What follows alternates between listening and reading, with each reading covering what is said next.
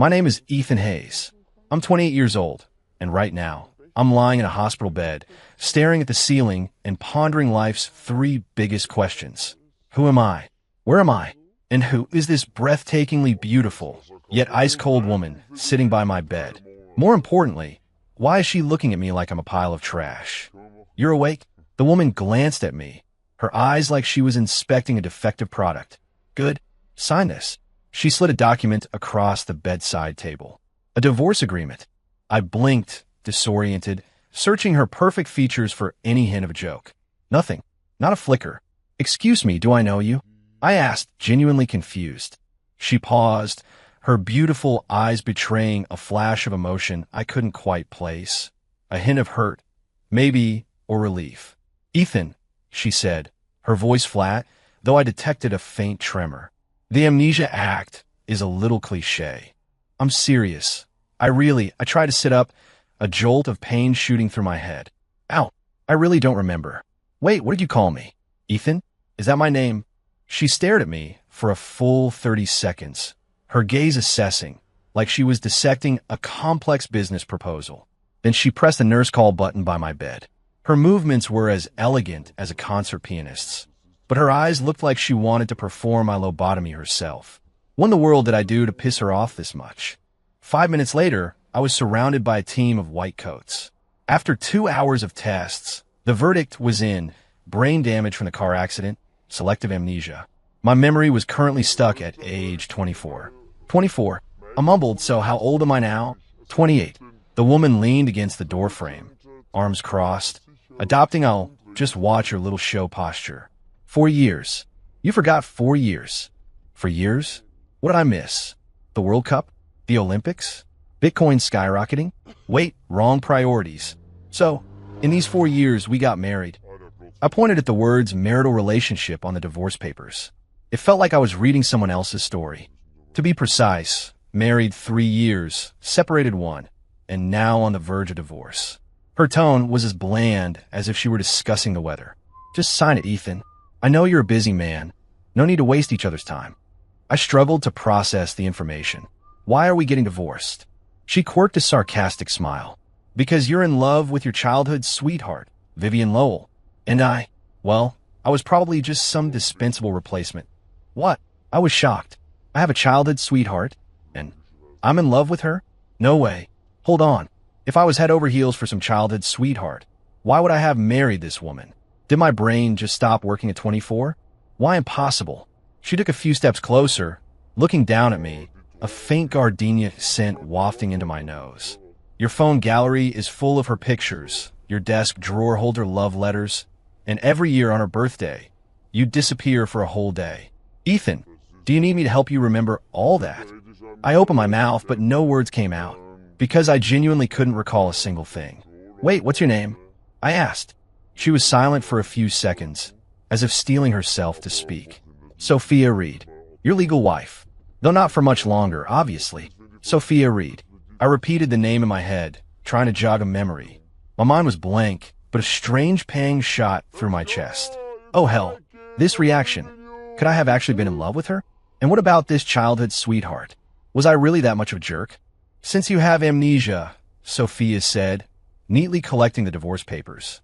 We'll wait until your memory returns to sign. But don't take too long, I'm on a schedule.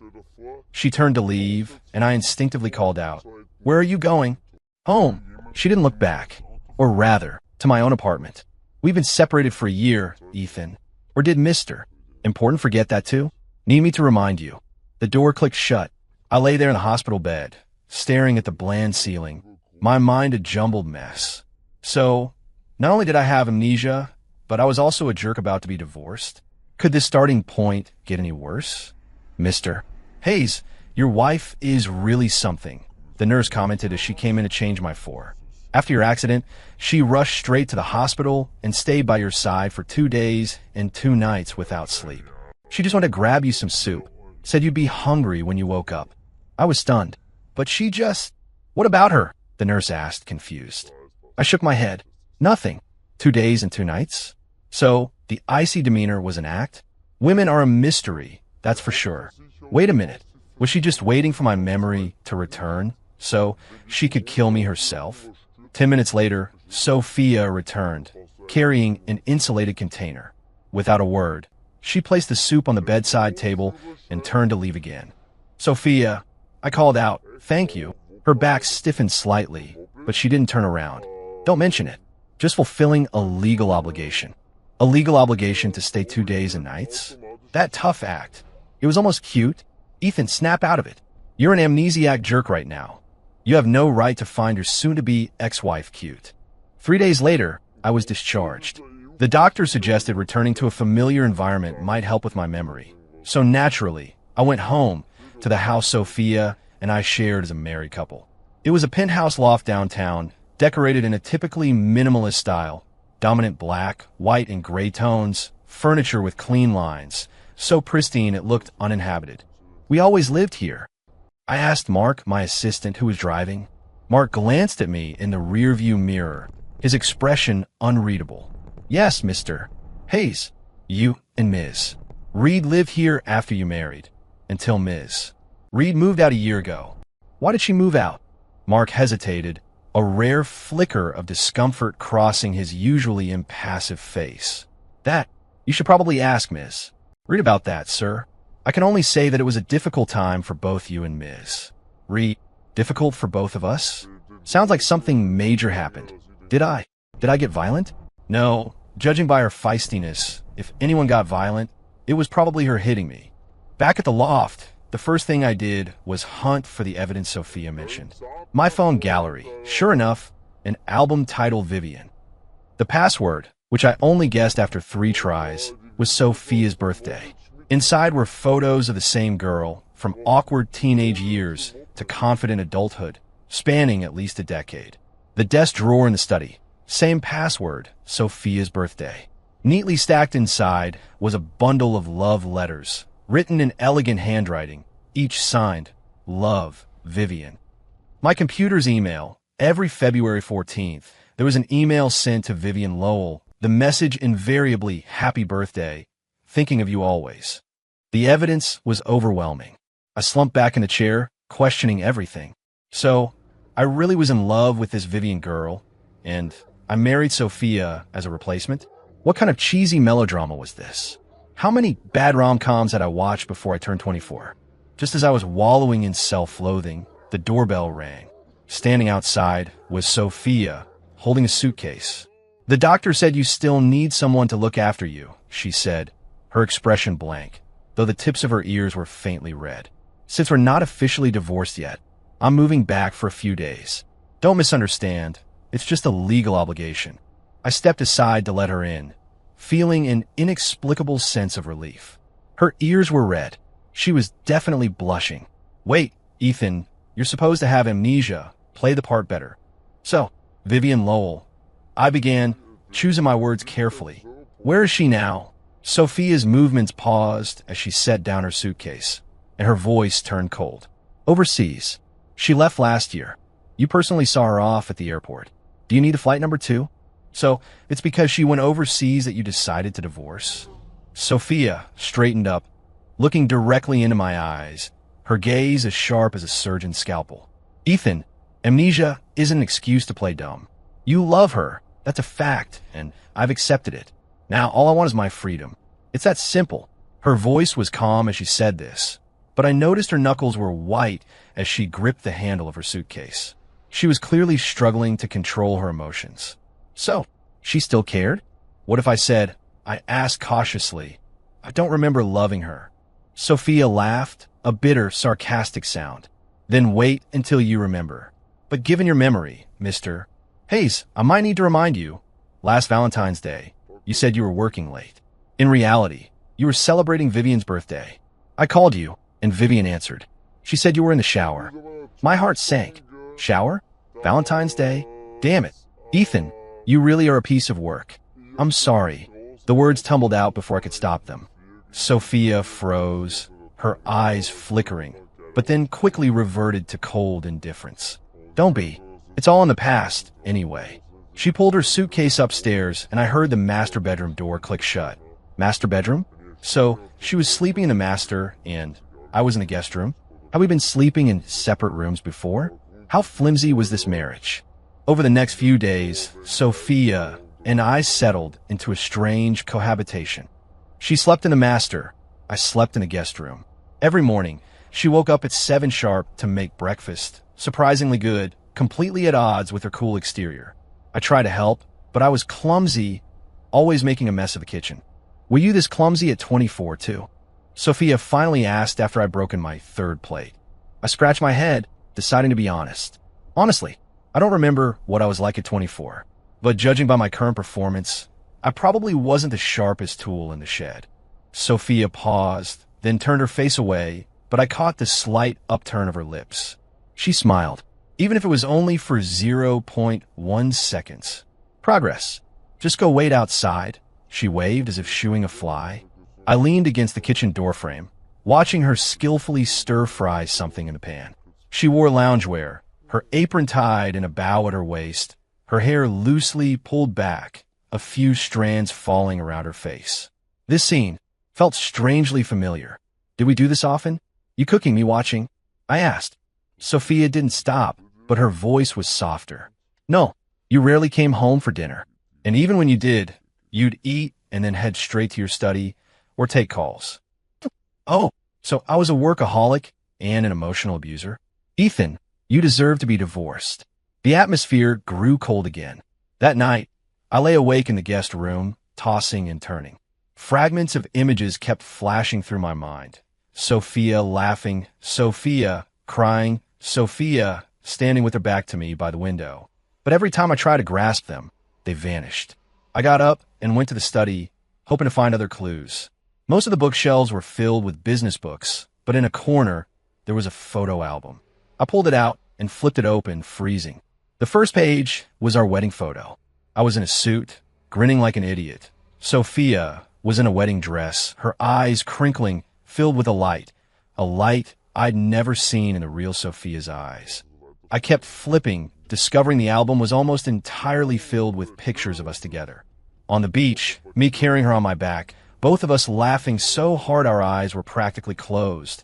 At an amusement park, riding a roller coaster, her burying her head in my chest, terrified. In our kitchen at home, making a cake together, our faces covered in flour. In every single photo, we were smiling, radiating a blinding happiness. If I was truly in love with Vivian, why would I have so many joyful memories with Sophia? This didn't add up. Something was seriously wrong. Either I was losing my mind, or someone was lying. My phone rang just then. It was an unknown number. I answered hello. Ethan, honey, a syrupy, sweet female voice purred. I heard you were in a car accident. Is it serious? I'm so worried about you. I frowned. Who is this? It's Vivian. Vivian Lowell. The voice sounded a little hurt. You don't even recognize my voice? Vivian Lowell, the legendary childhood sweetheart. Can I help you? My tone unconsciously turned cold. For some reason, hearing her voice just made me inexplicably annoyed. I'm back in town, and I want to see you. Tomorrow at 3 p.m., same old spot, okay? Before I could even refuse, she hung up. Same old spot? What same old spot? I stared at my phone, a wave of irritation washing over me. She hung up fast, like she was afraid I'd say no. The next day, I followed Vivian's directions to a coffee shop. A long-haired girl was sitting by the window, and when she saw me, she waved excitedly. Ethan, honey, over here. I walked over and sat down, subtly taking her in. To be fair, Vivian was beautiful, a sweet, innocent kind of beauty with big eyes and a small mouth. Dressed in a pink sundress, she looked like a delicate doll. But for some reason, I felt absolutely nothing toward her. In fact, there was a slight physiological repulsion. Strange. If she really was the childhood sweetheart I'd loved for 10 years, I shouldn't be reacting like this. Ethan, honey, does your head still hurt? Vivian asked, concerned, reaching out to touch my forehead. I instinctively flinched back. I'm Phoenix. Her hand froze midair, a flicker of hurt in her eyes. I heard you have amnesia. Did you forget me too? Yeah, I said bluntly. The doctors said I only remember things up until I was 24. A flash of triumph crossed Vivian's eyes, quickly hidden. So, do you remember anything about us? I shook my head. It's okay, I can tell you. Vivian took my hand, her palm a little sweaty. We grew up together. And you always said you'd marry me when we were older. Then we started dating, and we were so happy. But 4 years ago, you suddenly married Sophia. I know you did it to spite me, because I was mad at you then." As she spoke, she started crying, tears spilling freely. "Ethan, honey, I regret it so much. If I hadn't been so stubborn back then, I'd be the one standing by your side now." I pulled my hand back and offered her a napkin. "So, you're saying I married Sophia to get back at you?" Vivian nodded vigorously, her eyes glistening with tears. "You always loved me. Sophia was just my stand-in. See, you were married for 3 years. Were you ever truly happy?" I froze. She had a point. If I really loved Sophia, why did that photo album only go back 2 years? Why were there no pictures from the last year? Why was our home as cold and impersonal as a hotel? What she said sounded logical, but why did I still feel like something was off? "Ethan, honey," Vivian wiped her tears, looking at me expectantly. "Now that Sophia is divorcing you, this is our chance. A fresh start, okay?" I stayed silent for a long time. Vivian's expression shifted from hopeful to uneasy, and finally, a little panicked. What was she panicking about? "I need time to think," I said. Vivian sighed in relief and squeezed my hand again. "Okay, I'll wait. But Ethan, honey, please don't make me wait too long, okay?" I nodded and stood up to leave. As I walked out of the coffee shop, I glanced back. Vivian was still sitting there, looking down at her phone, a smile on her face, a completely different expression from the tearful, victimized look she'd just given me. Quick change of pace. This woman was no pushover. When I got back to the loft, Sophia was in the living room watching TV, or rather, staring blankly at the TV, which was playing some boring infomercial. I met with Vivian Lowell. I confessed. Sophia's body stiffened, but she didn't turn around. "Oh, rekindling an old flame? Congrats." She said I married you to spite her. Sophia finally turned her head, her face devoid of expression. "So, did you believe her?" "I don't know." I sat down next to her, maintaining a safe distance. "Sophia, can you please tell me what actually happened between us?" Sophia stared at me for a long time, so long I thought she wouldn't answer. Then she spoke, her voice soft, as if she were telling someone else's story. "Ethan, you once gave me a dream, and then you shattered it yourself. Now the dream's over, and I just want to leave. It's that simple." She started to get up, but I grabbed her hand. It was cold and trembled slightly. "What if I don't want you to leave?" The words came out before I could even think. Sophia froze. I froze too. What was I saying? I was supposed to have amnesia. Sophia pulled her hand away, her voice tinged with weariness. "Ethan, amnesia isn't a reset button. What happened doesn't just disappear. You might not remember, but I do. All the hurt, all the lies, I remember them all." She walked back to the bedroom and closed the door. I stared at that closed door, a dull ache settling somewhere deep in my chest. The pain, it felt real. So those hurts were real, too. That night, I had a dream. In it, Sophia stood in the rain, soaked through, her face streaked with what could have been rain or tears. She looked at me and said, "Ethan, when you said you loved me, were you lying?" I wanted to say no, but I couldn't make a sound. Then I saw another version of myself walk past her, arm in arm with Vivian, not even sparing Sophia a glance. I woke up. I sat on the bed, my heart pounding, drenched in a cold sweat. The dream had been too real, too vivid to be just a dream. So, I really did that. Over the next few days, I started frantically searching for fragments of my memory. I found an old journal, entries from when I was 25, recorded daily. But then, when I turned 27, it suddenly stopped.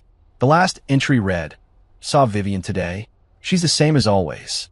Sophia asked if I still loved her. I didn't know how to answer. What was I supposed to say? That I just felt guilty? That I only saw her as a sister? Sophia wouldn't believe it. I flipped through earlier entries, noticing a pattern. Every time Vivian Lowell was mentioned, my relationship with Sophia would sour in the following days. But there were also many entries detailing sweet, everyday moments with Sophia. Sophia's afraid of the dark. I bought her a nightlight. She called me childish, but she turns it on every night. Sophia's allergic to mangoes. Accidentally ate a dessert with mango today. Scared the hell out of me, rushing her to the ER. No mangoes in the house, ever again. Sophia loves sunflowers. Planted a row on the balcony. She says sunflowers always face the sun, just like she always faces me. That woman has a way with words. If I only saw her as a replacement, would I have gone to such lengths? The inconsistencies were piling up. One day, I found a locked box in the study. I tried countless passwords, but none worked. Then, on a whim, I typed in Sophia's birthday, and it opened. Sophia's birthday again. Was I just hopelessly in love with her? Inside the box weren't love letters, but a stack of medical reports and pill bottles. I picked up one report, my face slowly turning ashen. It was Sophia's depression diagnosis, dated a year ago. Severity, severe. Recommendation, hospitalization, family support. My hands trembled as I flipped through other documents, psychological counseling records, medication plans, and even a consent form for an abortion. Patient's signature, Sophia Reed. Family member's signature, Ethan Hayes. The date was exactly 1 year ago, the month we started our separation. Reason for surgery, patient's depressive episode, suicidal tendencies, unsuitable for continued pregnancy. I found it hard to breathe, as if someone had choked me. A baby. We had a baby, and then it was gone. Because of me? Who told you to touch that box? Sophia's voice came from the doorway, cold as ice. I looked up to see her standing there, pale, her body trembling slightly. Sophia, what is all this? Give it back. She walked over and snatched the box, holding it close like a precious treasure. Ethan, this is the last time. Once your memory fully returns, we're getting divorced immediately. Let's stop torturing each other. But the baby, there was no baby. Sophia suddenly erupted, tears streaming down her face. There was never a baby. It was just a mistake that should never have happened. She clutched the box and rushed back to the bedroom, locking the door. I stood in the empty living room, realizing for the first time, I might not just be a jerk. I might be a complete and utter asshole. Ethan, what the hell did you do? After that day, Sophia started avoiding me. She left early and came home late, and even when she was home, she kept herself locked in her room. I knew she was waiting for my memory to return, waiting for me to sign the divorce papers, and then disappear completely from her life. But I didn't want to. Even though I didn't remember what happened in the past, I could feel it. I didn't want to lose Sophia. This feeling wasn't about responsibility or guilt. It was a deeper, ingrained instinct. Even if I was a jerk, I needed to understand how I was a jerk. At least let me know the details of my jerkiness. I started making breakfast for Sophia every day, even though I often made a huge mess in the kitchen. Day 1, the fried eggs became charcoal pucks. Day 2, the oatmeal turned into a brick. Day 3, I finally managed a decent sandwich, and I excitedly knocked on her door. The door opened. Sophia stood there in her pajamas, groggy, her hair a mess, looking incredibly cute. Calm down, Ethan, you have amnesia. No woofy smiles. Breakfast, I said, holding out the plate. Sophia looked at the sandwich, then at me, her gaze complex. You made it. Yep. Want to try it?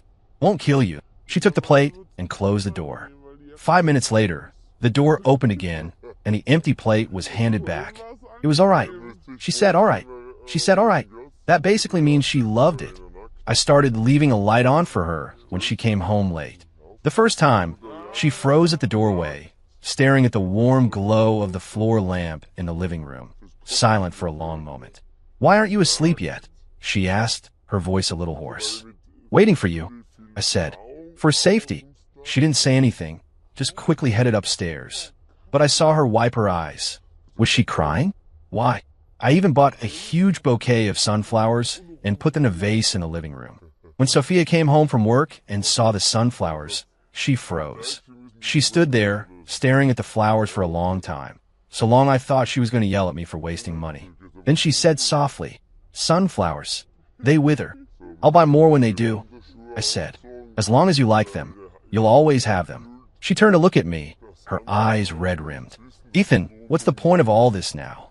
I don't know, I said honestly, but I just want to. Sophia was silent, then turned and went upstairs. But that night, she didn't lock her bedroom door. Progress. This was major progress. However, the good times didn't last. One day, I went too far, not only making breakfast, but also preparing a packed lunch, and even cleaning the entire loft before she got home from work.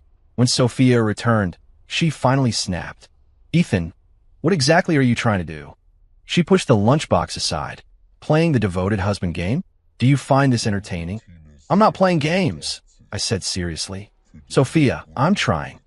Trying what? Trying to get me to give you another chance to hurt me. Sophia stood up, her eyes red-rimmed. Do you know, you're acting exactly like you did when you were pursuing me? Thoughtful, gentle, attentive. And then what? Once I fell for you, you started pulling away, started missing your childhood sweetheart. She took a deep breath, but the tears still fell. Ethan, I won't fall for the same trick twice. I watched her tears, my heart clenching. She looked beautiful when she cried. Wait, wrong focus. What if I said, my voice was husky, this time it's real? Sophia laughed, tears streaming down her face. You said the same thing back then. When you were pursuing me, you said you were serious, that you and Vivian were just a thing of the past. I believed you. And then what? Then I saw those photos, those love letters, those birthday wishes you sent her every single year. She wiped away her tears, her voice calming. Ethan, I'm not stupid. Being fooled once makes me naive, but being fooled twice would make me genuinely foolish. She turned and left, and I stood there, feeling helpless for the first time. So all that evidence was real? But then why did I have all those happy memories with her? It just didn't make sense. That afternoon, Vivian Lowell called again. Ethan, honey, have you made up your mind? I'm waiting for your answer. I looked out at the gloomy sky and suddenly asked, Vivian, why did we break up back then? A few seconds of silence on the other end. Then her voice came back, a little flustered. Because I was too stubborn. I always got mad at you. Specifically, you were busy with work, had no time for me. So, I suspected you were seeing someone else. Did I cheat? Of course not. Vivian quickly denied. You just weren't attentive enough to me back then. So you broke up with me because I wasn't good enough? Then why did I come back and pursue you again later? Vivian stammered. Well, because you still loved me. Even though I broke up with you, you never let me go. If I loved you, why would I marry someone else?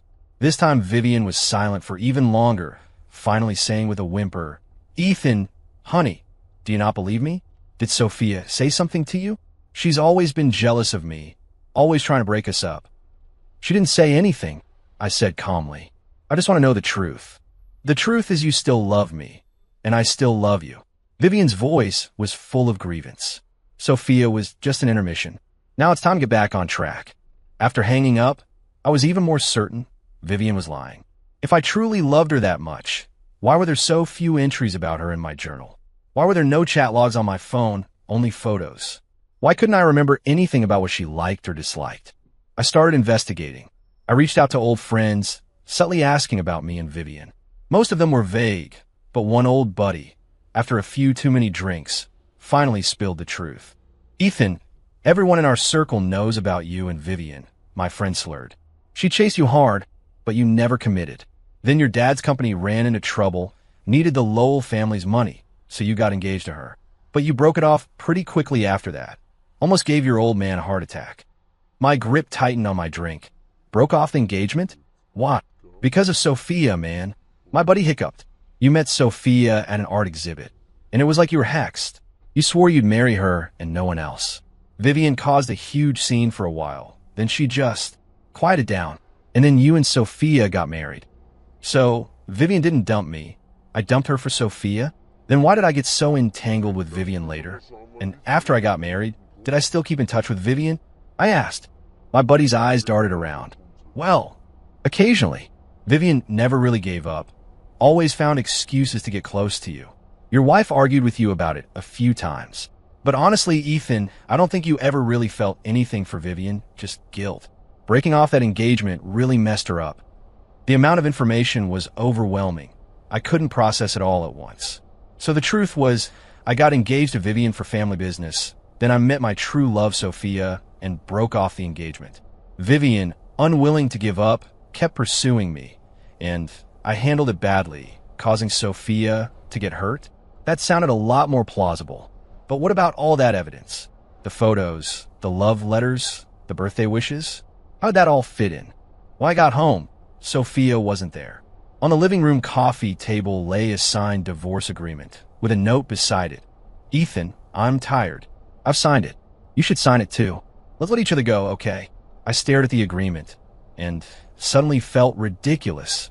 I'd forgotten our past, forgotten how I'd hurt her, and now, without even a chance to make amends, I was about to lose her completely.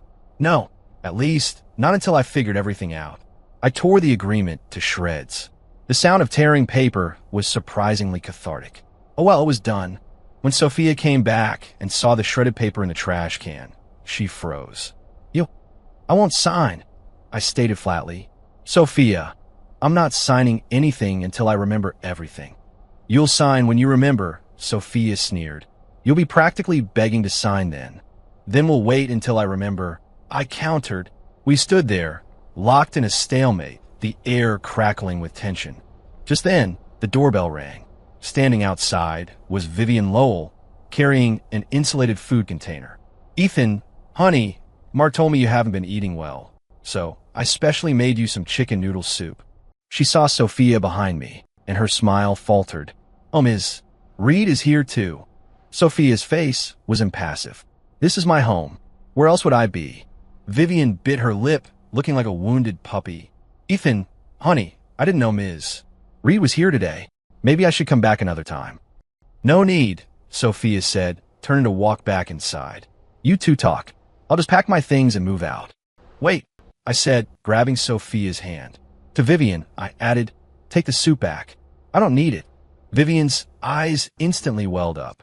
Ethan, honey, you used to love my chicken noodle soup. That was then, I said calmly. I don't like it now. Is it because of her? Vivian pointed at Sophia. Is she not letting you drink it? Ethan, honey, you weren't like this before.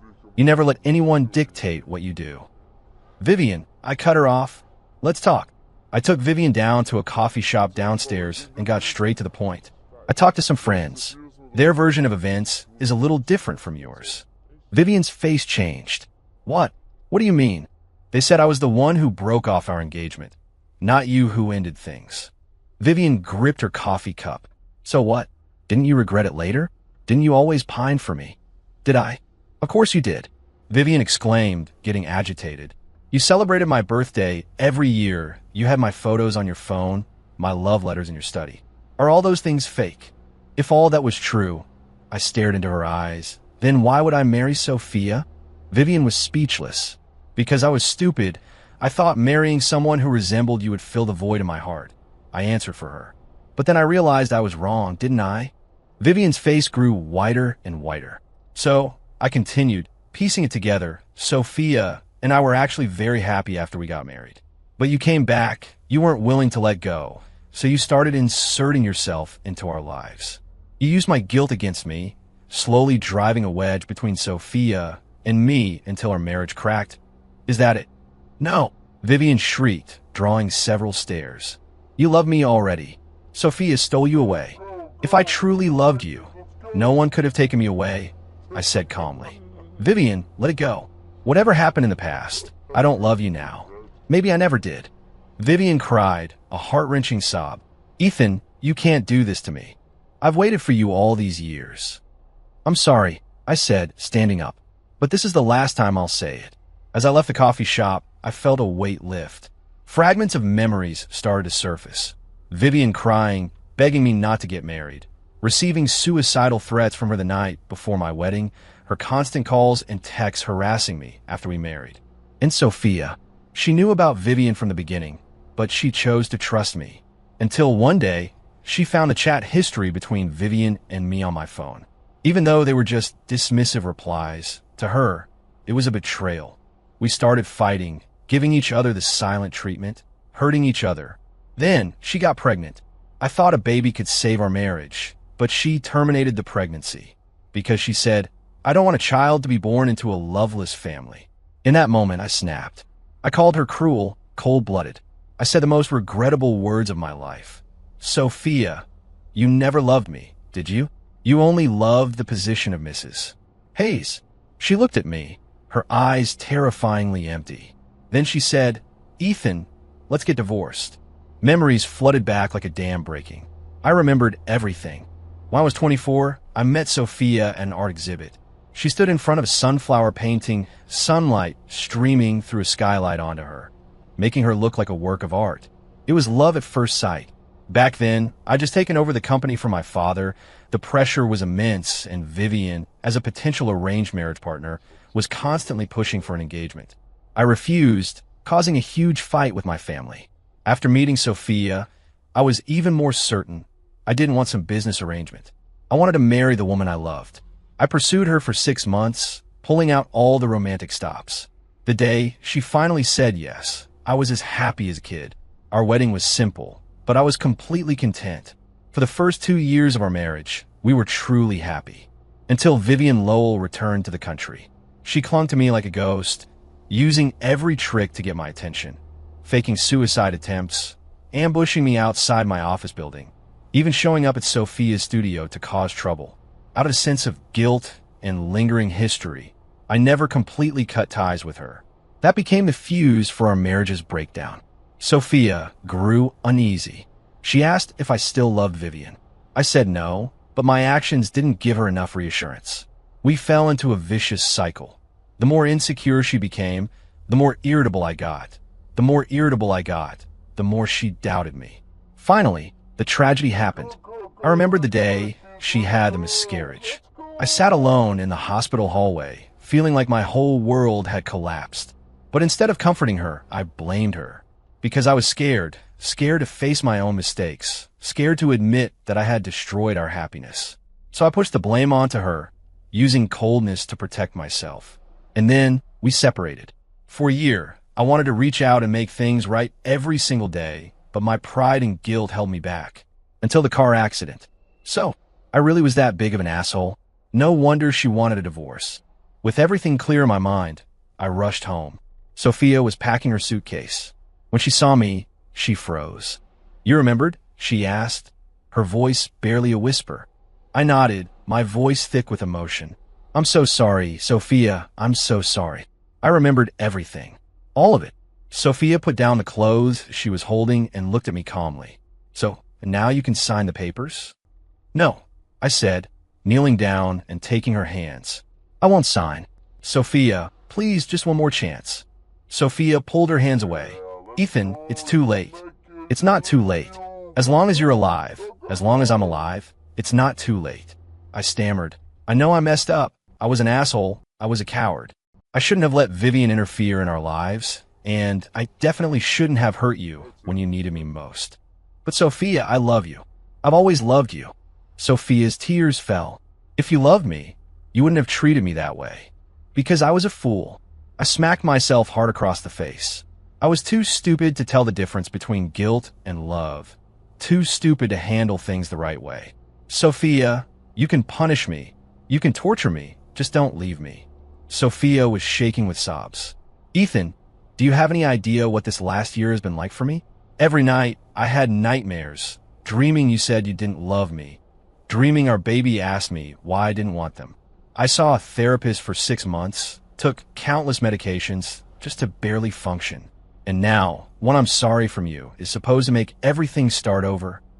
"Not start over." I held her tight. "It's for me to spend the rest of my life making it up to you. Sophia, give me a chance. Let me prove that I love you." Sophia didn't push me away, but she didn't respond either. She just cried like a child. That night, we talked until late. I told her everything I remembered, including my true feelings about Vivian. It wasn't love. It was a youthful crush, mixed with later responsibility and guilt.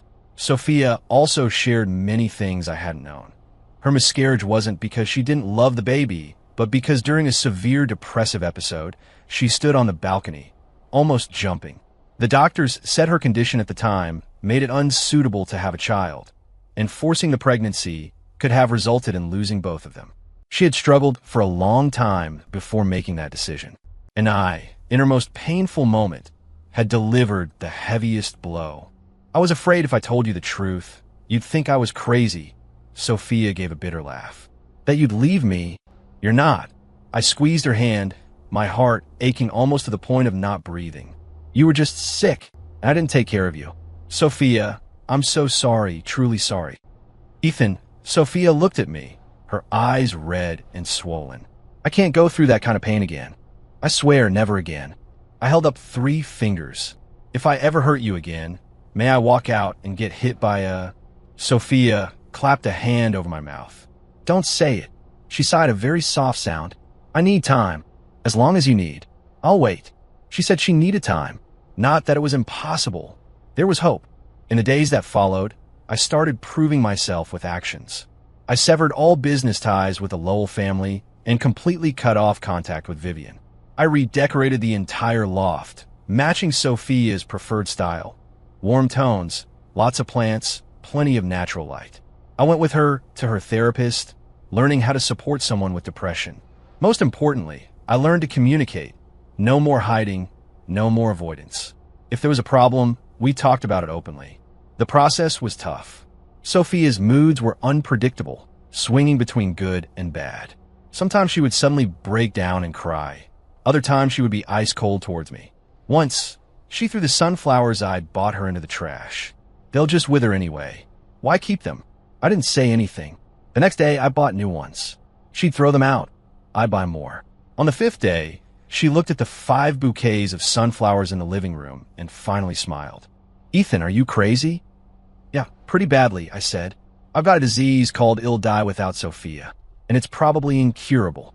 She glared at me, but her eyes held a spark of amusement. She smiled. She actually smiled.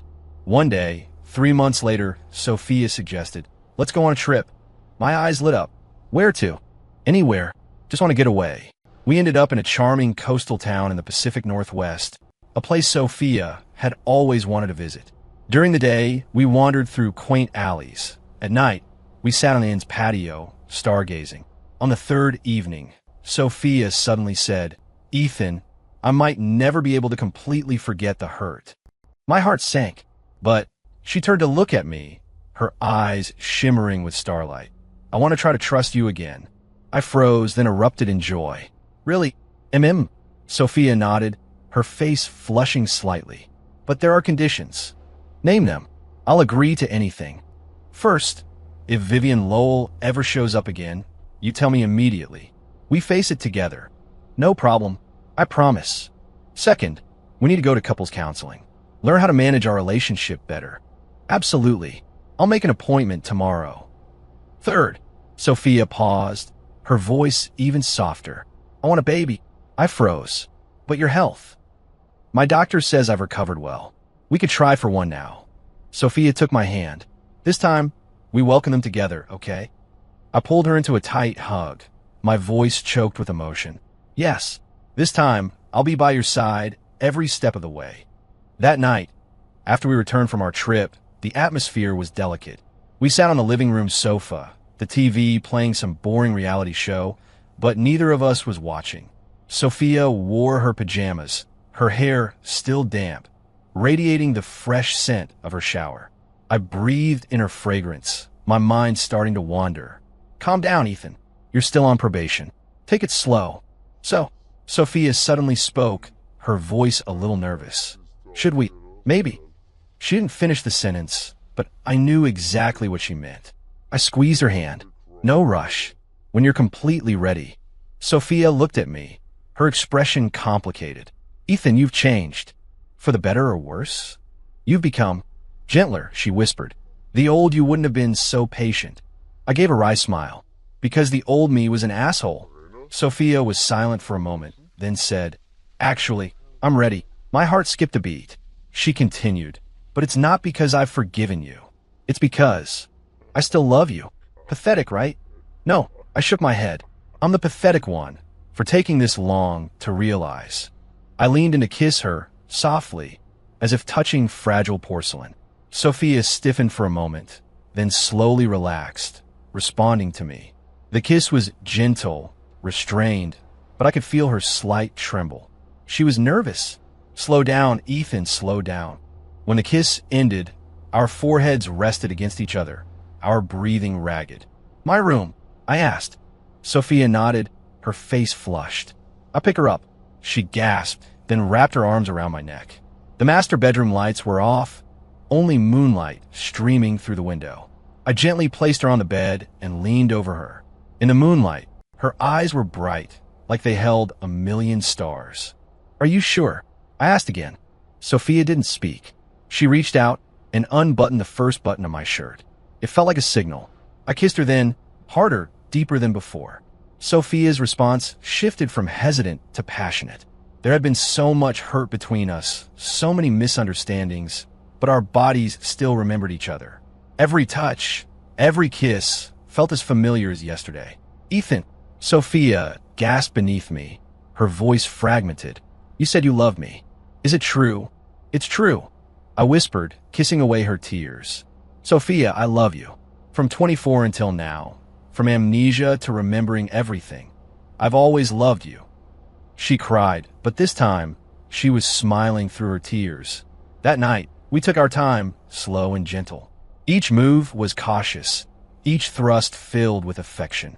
Afterward, I carried her to the shower, and she fell asleep in my arms, exhausted. I gazed at her sleeping face, my heart full. This time, I wouldn't screw it up. On the flight back, Sophia fell asleep with her head on my shoulder.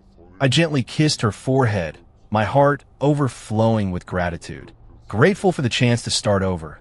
Grateful that Sophia was willing to trust me again. There might still be storms ahead, but this time I would hold her hand tightly and never let go. After all, some people once missed are gone forever. And I had almost, through my own stupidity and cowardice, lost the person I loved most in this life. Thankfully, I still had a chance to make amends. Thankfully, she was still willing to wait for me. Ethan, Sophia suddenly opened her eyes, mumbling drowsily, I want spicy ramen. I smiled. Okay, we'll go right after we land. Make it extra spicy. No way, your stomach can't handle it. I want extra spicy. Mild, that's as much as you're getting. You're so cheap.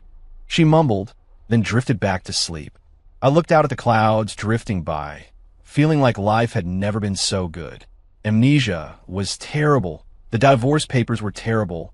All that hurt was terrible. But thankfully, we still had a chance to start over. This time, I would definitely do better. 3 months later, Ethan. The pregnancy test. 2 lines. Sophia's shriek echoed from the bathroom. I burst in, staring at the trembling test stick in her hand, frozen. I'm going to be a dad. Sophia nodded, laughing and crying at the same time. Yes. I scooped her up and spun her around. I'm going to be a dad. Sophia, we're having a baby. Put me down. I'm dizzy. I quickly set her down, then asked cautiously, Are you feeling sick? Nauseous? Should we go to the doctor? Sophia gave a tearful laugh. It just tested positive. It doesn't work that fast. That night, I couldn't sleep. Excited, nervous, and filled with a profound sense of responsibility. This time, I had to be a good husband, a good father. I couldn't mess it up again, absolutely not. Sophia stirred in my arms. Can't sleep? Yeah, too happy. She chuckled softly. You big goofball. Sophia. Thank you. For what? For giving me a second chance. She turned and hugged me. And thank you for not giving up on me. Outside, the moonlight was perfect. Inside, love filled the air. This time, we would definitely be happy. End.